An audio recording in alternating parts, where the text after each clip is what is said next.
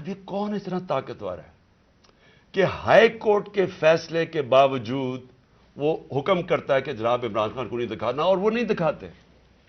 کون اتنا طاقتور؟ اور یہ جو ہمارے اوپر، جب سے میں یہ دیکھا ہے، ایک آدمی جب سے آیا ہے اس کو ایک پوزیشن پہ لگایا ہے، میں نام نہیں لیتا کیونکہ پھر سینسر ہو جائے گا، اس کو بھی پتا ہے، قوم کو بھی پتا ہے وہ کون ہے، جو اس نے ظلم کرنا شروع کیا سیاسی کارکنوں پہ۔ ایکسپرٹیز تھی اس کی کاؤنٹر ٹیررزم، دہشت گردوں سے کچھ کرتا تھا، لیکن میں سوچتا ہوں کہ وہ دہشت گردوں سے بھی یہ جو کرتا ہوگا یا جن کے اوپر شک ہوگا کرتا ہوگا، تو وہ کتنی نفرت پھیلی ہوگی ان علاقوں کے اندر۔ پھر ایک اور ڈرامہ ہو رہا ہے، ضلع شاہ کے باپ کو پہنچ گئے ہیں سارے، یہ پولیس پہنچ گئی اس کے گھر، پتہ نہیں اسے کیا ہو رہا ہے، زور یہ لگایا جا رہا ہے کہ کسی طرح کیس پیچھے ہٹے۔ جب سب کو ضلع شاہ کے والد نے بتایا کہ کل کیا ہوا ہے، آئی وٹنسز ہیں، انہوں نے دیکھا اس کو اس پولیس وین کے اندر، جو پریزن وین تھی، وہ دیکھا سب نے، ان آئی وٹنسز کی سٹیٹمنٹ ہے کہ ہوا کیا، گواہ بیٹھے ہیں۔ اس کے باوجود کوشش کی جا رہی ہے کہ جی ایکسیڈنٹ ہو گیا یا کوئی اور وجہ بتا دے اس کے مرنے کی۔ اوپر سے 302 کا مطلب کہ میرے اوپر ڈال دیا کیس۔ یہ کون کر رہا ہے؟ یہ کور اپ کون کر رہا ہے؟ کس کے پاس اتنی طاقت ہے کہ یہ کور اپ کرنے کی کوشش کر رہا ہے؟ ہم جو پولیس والوں سے اندر سے پیغام آ رہے ہیں، جی ہم نے نہیں کیا، یہ کوئی نامعلوم افراد۔ کور اپ میرا کس نے کیا؟ ارشد شریف کا کور اپ کون کر رہا ہے؟ میری جے آئی ٹی کو سیبوٹاج کون کر رہا ہے؟ کون اتنا طاقتور ہے کہ پولیس کو حکم دیتا ہے کہ آپ نے گواہی نہیں دینی میری جے آئی ٹی میں، اور پھر جے آئی ٹی کا ریکارڈ سارا غائب، اور پھر جے آئی ٹی کو ایک کیئر ٹیکر گورنمنٹ ختم کروا دیتی ہے، اور پھر ارشد شریف کا کور اپ کون کر رہا ہے؟ کون اس کی جے آئی ٹی آگے نہیں بڑھنے دیا جا رہا؟ اور یہی لوگ اب اس کا کور اپ کریں گے، کیونکہ اس میں سے چیزیں اور نکلنی ہیں۔ پولیس نے کہنا ہم نے نہیں کیا، ہم نے اس کو پوری طرح کیس لڑیں گے۔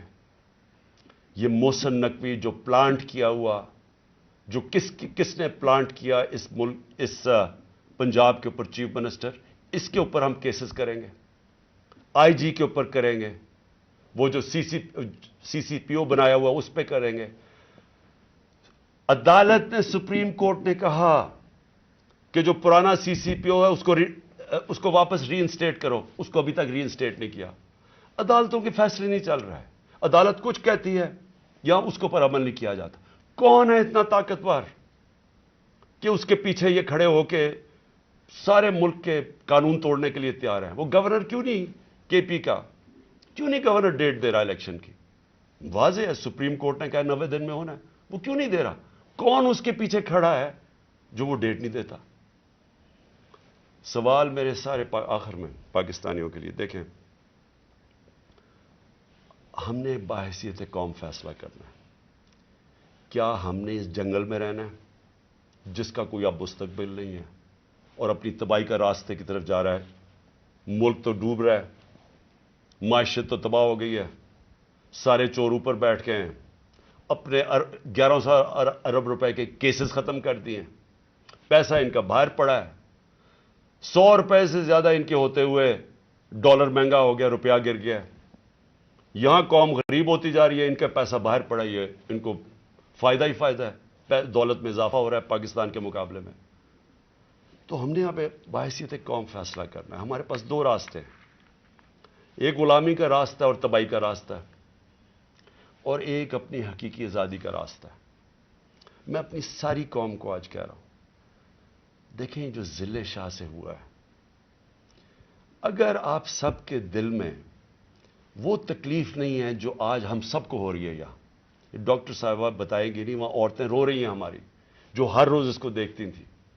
اس نے 4 مہینے ہمارے ساتھ ادھر دھرنے پہ گزارے، آج سے 8-9 سال پہلے جب 2014 میں ہم نے دھرنا کیا، 4 مہینے یہ وہاں بیٹھا رہا۔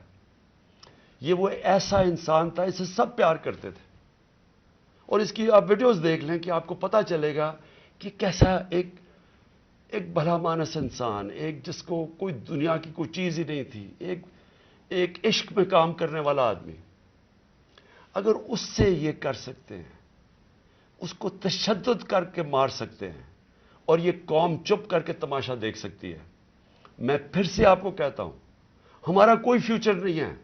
میں نے برطانیہ کے اندر اپنا ٹائم گزارا، کرکٹ کھیلتا تھا 15-20 سال۔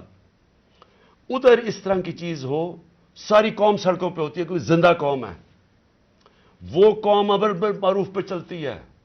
اس کو جہاد کا مطلب پتہ ہے کہ جہاد ہوتا ہے ظلم کا اور ناانصافی کے سامنے قوم کھڑی ہو، وہ زندہ قومیں ہوتی ہیں۔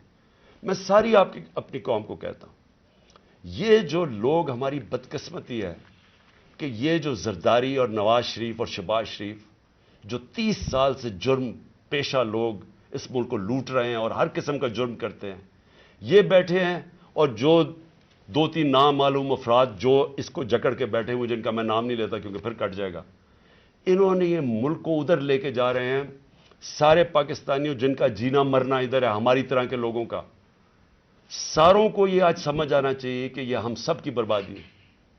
ان کو کوئی فرق نہیں پڑے گا، کیونکہ جنہوں کے پیسے باہر پڑے ہیں، جن کے ڈالرز باہر پڑے ہوئے ہیں، ان کو کوئی فرق نہیں پڑے گا جس طرف یہ قوم جا رہی ہے۔ اس لیے ساری قوم کا میرا آخر میں پیغام ہے کہ یہ وقت ہے ہم سب کھڑے ہوں اس کے خلاف۔ میں جو انہوں نے کیا پرسوں، یعنی جو ظلم کی انتہا کی، ساری قوم کے اوپر ہے یہ۔ ہمارا جرم کیا تھا؟